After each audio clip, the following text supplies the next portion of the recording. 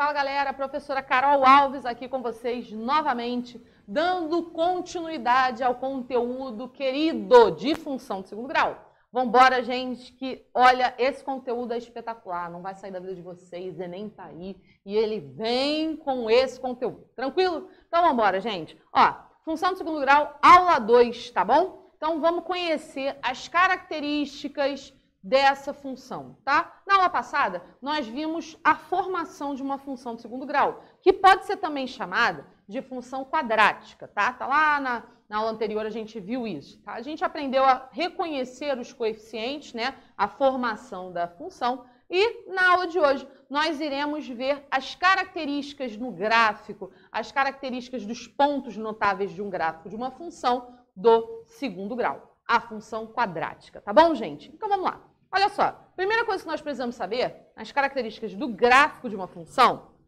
ela vai ser gerada num plano cartesiano, né, como a outra função, né, do primeiro grau, e as funções daqui para frente, tá? Todas elas vão ser geradas num plano cartesiano, né? Em cima daquele x deitadinho e do y cruzando, né? Beleza. O plano cartesiano vocês já estão acostumados a lidar.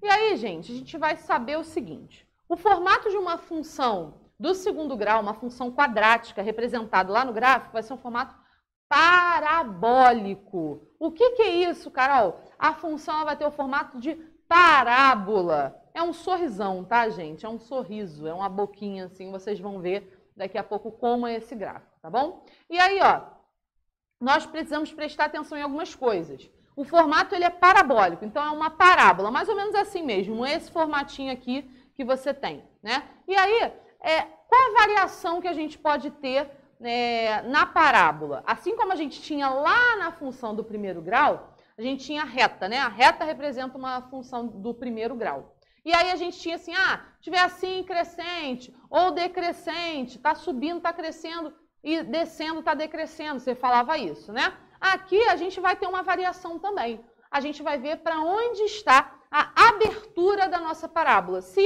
a concavidade que a gente chama, né? Se essa concavidade, essa abertura estiver voltada para cima ou se ela estiver voltada para baixo, tá bom? E como eu vejo isso? Eu vejo isso através do meu coeficiente A. Olha aí o coeficiente A aparecendo de novo, mandando na leitura do nosso gráfico. Lembra? Lá na função de primeiro grau, a gente olhava para o coeficiente A da função, aquele número que estava com x, né? A gente olhava para ele para dizer se a função era crescente ou decrescente. E agora, na função de segundo grau, a gente também vai olhar para o coeficiente A e vai dizer se a concavidade da parábola está voltada para cima ou se ela está voltada para baixo, tá bom? Então, por isso que é importante nós nos atentarmos para os coeficientes da nossa função, tá bom, galera?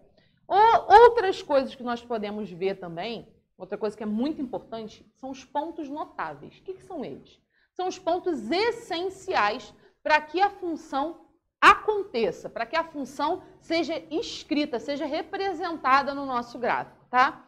Primeiro, o termo independente. Lá na função do primeiro grau, a gente tinha o termo independente, que era o carinho que estava sem letra nenhuma, ele estava solto, que era o B, né? Lá na função de primeiro grau. Agora, na função de segundo grau, quem está solto é o termo C, né? Então, ele vai ser nosso termo independente. Nosso segundo ponto notável são os zeros da nossa função. Assim como na função de primeiro grau, o zero da função é o valor de x para a nossa função zerada. No caso, aqui na função de segundo grau não vai ser só um valor, né? Pode chegar até 2, né? E, por último, mas não menos importante, nós temos o vértice da parábola. E a gente vai ver o que é isso, tá bom, gente? Que pode ser algo novo para vocês nesse ano. Para quem não viu função quadrática, função de segundo grau, pode ser novo aí, a gente vai descobrir o que é. Então, vamos olhar para a parábola. Carol, o que é uma parábola? A parábola ela tem esse formatinho aí no gráfico que eu trouxe para vocês. É um sorrisão, tá vendo? É uma coisa bem... Pode estar triste também, que ela pode estar voltada para baixo. Mas é sempre uma boquinha desenhada, imagina isso, tá bom? E aí vamos falar da concavidade da parábola, que eu disse que é algo importantíssimo. A concavidade, olha só, gente, para a gente determinar a concavidade da parábola, a abertura da parábola, a gente vai olhar para o coeficiente A, como eu já disse, né, ali na introdução da nossa aula de hoje. Bem, se nosso A for positivo, for maior do que zero, a nossa parábola ela vai estar voltada para cima. Então, ela vai estar ali, ó, sorrisão. Se o nosso A for negativo, a nossa parábola, a concavidade vai estar voltada para baixo. Então, ó, tristinho, tá bom? Então, basicamente, olha aí o gráfico, a diferença. Quando o meu A é positivo, ó, lá na pontinha, ele vai estar voltado, ó, para cima. E aqui, ó, o A negativo, concavidade voltada para baixo, tá bom? Então, sorrisão e tristinho, tá bom? Tá positivo, sorriso. Tá negativo, tristinho. Grava isso que dá certo. Termo independente. Quem é o termo independente? O termo independente na função de segundo grau é o termo C, o coeficiente C, que é o cara que está sem ninguém, ele está sem x, ele não tem nem x ao quadrado e nem x com ele, está solto, tá? Por que ele é importante? Por quê? Ele vai aparecer no ponto onde a parábola corta o eixo y. Onde a parábola cortar assim, ó, pá, passou no eixo y, esse é o coeficiente C da nossa equação. Então, ele vai aparecer lá. Lembra do B, do coeficiente B lá na função de primeiro grau, que ele aparecia cortando lá no eixo y? É mais ou menos isso que acontece, só que agora com o coeficiente C, tá bom? Então, basicamente, seria essa a imagem, gente. Olha aí, ó. A imagem aqui, o nosso coeficiente C está ali aparecendo, né? Onde? Onde a parábola cortou, onde a parábola interceptou o eixo y, tá bom? Então, vamos para o próximo, que é o zero da função. Os zeros da função, tá? O que são os zeros da função? São os valores de x para y igual a zero, ou seja, para a minha função zerada. Então tá, para eu calcular eles, eu zero a função, Carol, isso. E aí você acha os valores de x que vão aparecer, x1 e x2, tranquilo? O que eles são no gráfico? São os pontos onde a parábola corta o eixo x. Então preste atenção. A gente viu anteriormente, o termo independente é o ponto que corta o eixo y. E os zeros da função vão ser os pontos que cortam o eixo x, que é o eixo deitadinho, o eixo das abscissas, tá bom, galera? E aí, eu tenho um exemplo aí para vocês, ó. Eu tenho essa função, x ao quadrado menos 4x mais 3, e olha onde aparecem os zeros dessa função. Olha aí, ó. Os zeros dessa função são os números 1 e 3, que são os números que estão ali, ó, sendo cortados, que aparecem sinalizados pela parábola ali no eixo x, tranquilo? Aí, ó, você até pode ver, já vou usar aqui, ó, o termo independente ali, ó, vale 3, ó, tá sendo cortado ali no eixo y o 3, tá bom? Então, atenção aí na análise gráfica, dá para você descobrir os valores importantes sem conta nenhuma, pode estar sinalizado lá no seu gráfico. E aí, gente, nós vamos falar sobre o vértice da parábola. O que é o vértice da parábola?